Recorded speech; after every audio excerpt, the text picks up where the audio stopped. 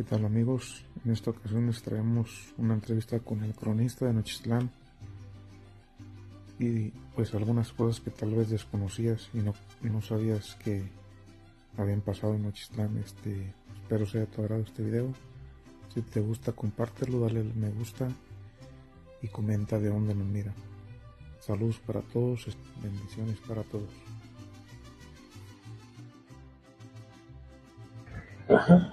¿Qué tal, suscriptores del canal Nochistlán Mágico? Nos encontramos aquí con el cronista de Nochistlán, Zacatecas. Hola, ¿qué tal? Buenas tardes, mi nombre es Enrique Reyes Durán, cronista de Nochistlán desde el año 2021. Aquí un gusto de platicar con Omar Muñoz y bueno, platicarles un poquito de las dudas que podamos tener de Nochistlán y también invitarlos para que en estas vacaciones nos veamos aquí. Recuerden que vamos a celebrar el Día del Hijo Ausente y tenemos muchas cosas que ver. ¿Qué significa para usted ser cronista oficial del municipio? Híjole, un gran compromiso. El primero es de conocer nuestra identidad. Eso me ha puesto a estudiar muchísimo. Yo creo que si le hablábamos de tiempo, estamos hablando de alrededor de 30 años. Poco a poquito, no es de una vez. Es el gran gusto de capturar los momentos históricos que van sucediendo día a día aquí en Nochistlán. Y vaya que en los últimos años ha habido muchísimos cambios. Recordemos que acaba de ser nombrado Pueblo Mágico, de ser nombrada Ciudad Heroica. Y aparte de todo el acervo histórico que tenemos, pues hay que ir mostrando lo que vaya surgiendo día con día. Muy bien. Otra pregunta, oiga, ¿cuál es el origen del nombre de Nochistlán? Bueno, aquí podemos hablar de que este origen tiene una connotación cascana. Así podemos hablar que, primero, que en estas tierras los primeros vestigios de población está alrededor del año 1000, en donde estas tierras fueron habitadas por indígenas tecuejes o tecuetzes, y aquí fundaron una población seminómada llamada Jiconecan o Chiconecan, que quería decir mujer que en sus cabellos lleva una diadema y la diadema tiene pedrería, y eso a raíz de cómo el pueblo de Nochistlán está circundado por montañas que forman la Sierra de Nochistlán y de otro lado el Cerro de San Miguel. Bueno, en 1170 aproximadamente llegan los cascanes, desplazan a los tecuejes y llevan a cabo la fundación de Nochistlán. Nochistlán, que su significado es lugar de nopales y tunas, lugar de grana, y que actualmente sigue llevando este nombre. Muy bien. Pasamos a otra pregunta. ¿Cuáles considera que son los acontecimientos más importantes en la historia de Nochistlán? Bueno, Nochistlán tiene historia muy interesante. Ya les dije de la fundación tanto de Jiconecan como de Nochistlán.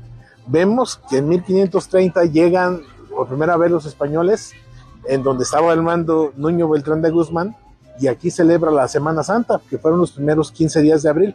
Luego, él sigue con un recorrido hacia el occidente de México, pero en su momento le ordena a Juan de Oñate para que funde la villa de Guadalajara en Nochistlán, y ese acontecimiento se llevó a cabo el día 5 de enero de 1532. Y ese es un parteaguas porque se nombra una nueva villa, pero ya la usanza española. ¿Qué tenemos de histórico o qué tenemos de vestigios de esto? Bueno, la conformación que tiene el pueblo de Nochistlán actualmente, si ustedes ven, está cuadriculado. Y ya era la nueva usanza española, porque antes de esa usanza todos los pueblos se hacían en círculos, eran circulares, y dijeron, no, esto no es lo mejor que para la construcción, sino hacerlo en cuadrícula como actualmente está, y que fue dividido en solares y lo tenemos ahora dividido en cuadras. o manzanas como lo conocemos ahorita. Otro de los acontecimientos históricos se lleva a cabo en el año 1541, donde se lleva a cabo la Guerra del Mistón, también llamada la Rebelión Cascana y también llamada la Rebelión de los Teules Chichimecas, en donde los cascanes, cansados de la manera en que los españoles estaban tratándolos y adueñándose de los mejores lugares, se levantan en armas y hay varias batallas, entre ellas para nosotros la más importante se lleva a cabo el 24 de junio de 1541, donde es derrotado un conquistador español llamado Pedro de Alvarado. Quien no lo conozca, Pedro de Alvarado ya venía de haber realizado la matanza de Cholula en Puebla, la matanza del Templo Mayor, venía también ya de ser el gobernador de Guatemala y estaba haciendo un recorrido por las costas de nuestra ahora México, hacia el norte, y es cuando le piden su participación para aplacar a los cascanes que ya estaban alzados en armas. Y ante tal petición dijo, no, nosotros ahorita aplacamos la rebelión, ¿de qué me sirven los cascanes? ¿Qué tantos pueden ser? ¿Qué tan buenos guerreros? Y le dicen, oye, tranquilo, mejor espera ayuda que ya viene de la Ciudad de México, porque ya viene de la capital de la Nueva España, el virrey Antonio de Mendoza, y no es conveniente que tú lo hagas solo, porque estos indígenas valen por mucho más de los que tú has conquistado. Estos sí pelean, pero estos pelean por su vida, pelean por su derecho, por su tierra. Él dijo, no, yo no. Nos espera y es derrotado el 24 de junio de 1541, y a causa de esa derrota él sufre heridas y muere el 4 de julio de 1541. Luego siguen los acontecimientos de la Guerra del Mistón. Los cascanes, liderados por el indígena cascán Francisco Tenamaste, atacan la villa de Guadalajara, que ya se encontraba en Tlacotlán, hoy municipio de Islaucán del Río, y es derrotado. Se repliegan y ya llega Antonio de Mendoza a atacar nuevamente el Peñol de Nochistlán, gana la batalla, sí, persigue a los cascanes al cañón de Juchipila, los mismos que se atrincheran en el Cerro del Mistón, y ahí el 15 de diciembre de 1541 se termina la Guerra del Mistón, donde se rinden los cascanes, pero la mayoría se siguen huyendo hacia la Sierra Madre Occidental, en lo que es ahora el estado de Jalisco, de Nayarit y Zacatecas, y allá ya permanece durante 10 años.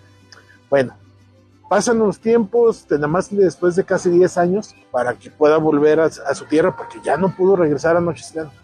Y en el camino, su defensor y amigo Pedro Gómez de Maravet, que fue el primer obispo de Guadalajara, o de la Nueva Galicia, muere llegando a la Ciudad de México, y además lo mandan a España.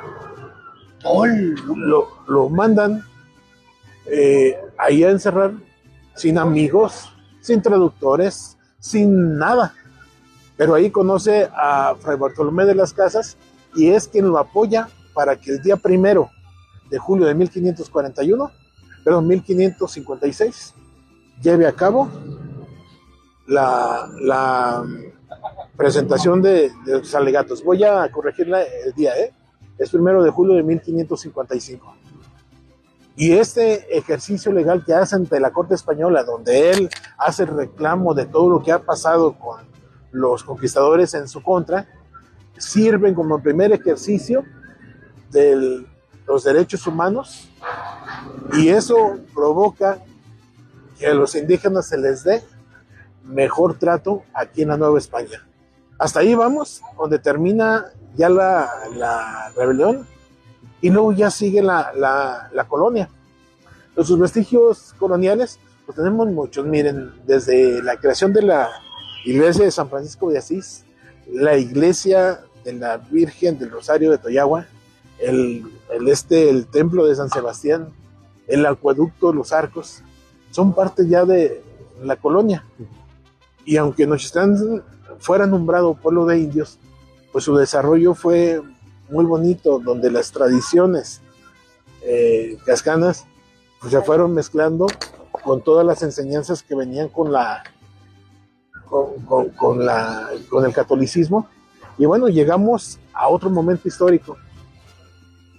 8 de octubre de 1810, en donde aparece un hombre, José Daniel Antonio de Jesús Velasco y Camarena, y que él apoya el grito de Dolores, y lo hace en la esquina noreste de este Jardín Morelos, ahí en lo que ahora conocemos la Casa de los Reyes. Él lo hace en la calle.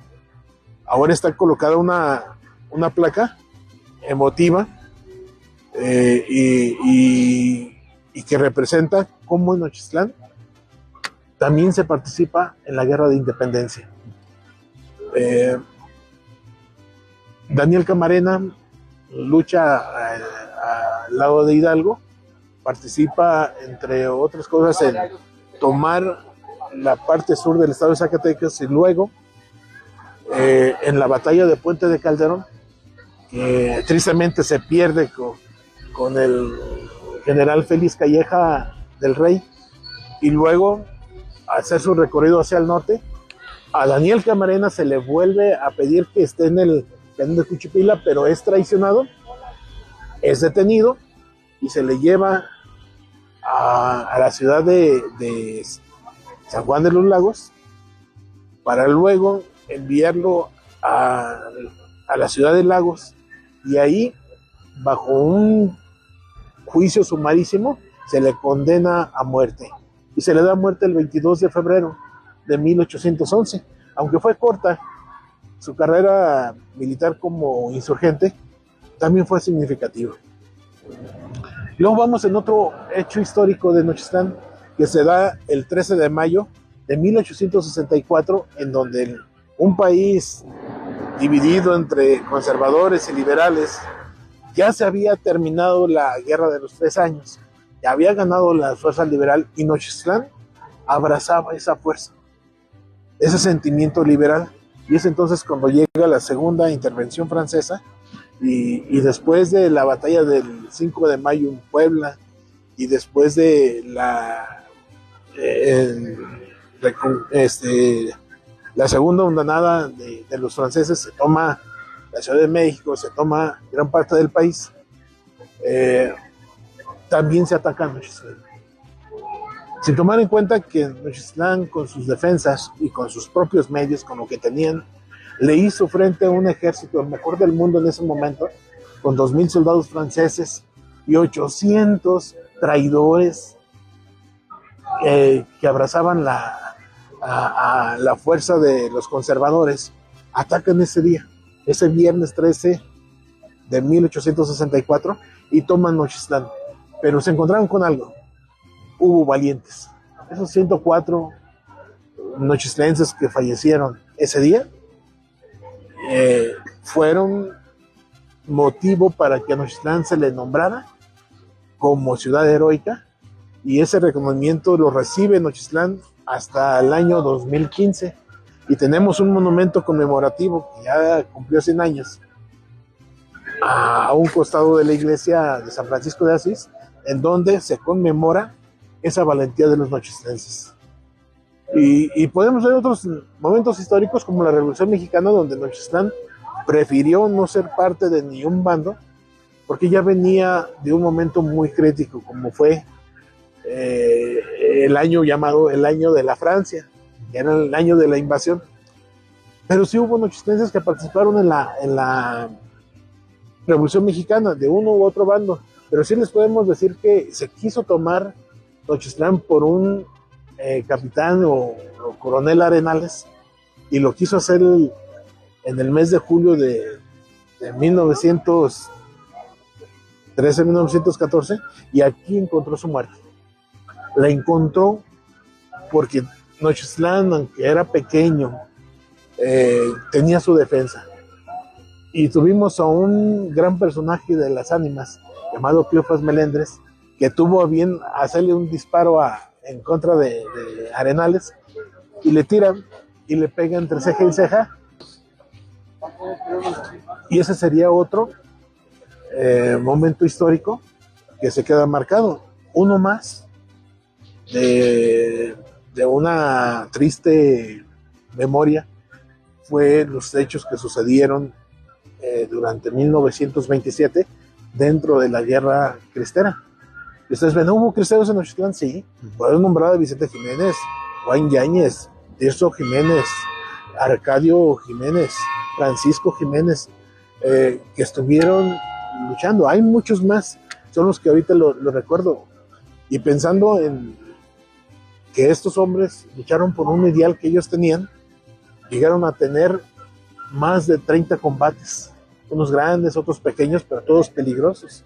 Y eso dio como resultado que en Nochitlán hubo un ataque el 18 de enero de 1927, otro ataque en los primeros días de marzo, y luego, a raíz de ese segundo ataque, se toma Nochitlán por la fuerza cristera y se le da muerte al maestro director de la primaria, Benito Juárez, Alfredo Zamarrón. ¿En qué año fue, perdón? 1927. 1927.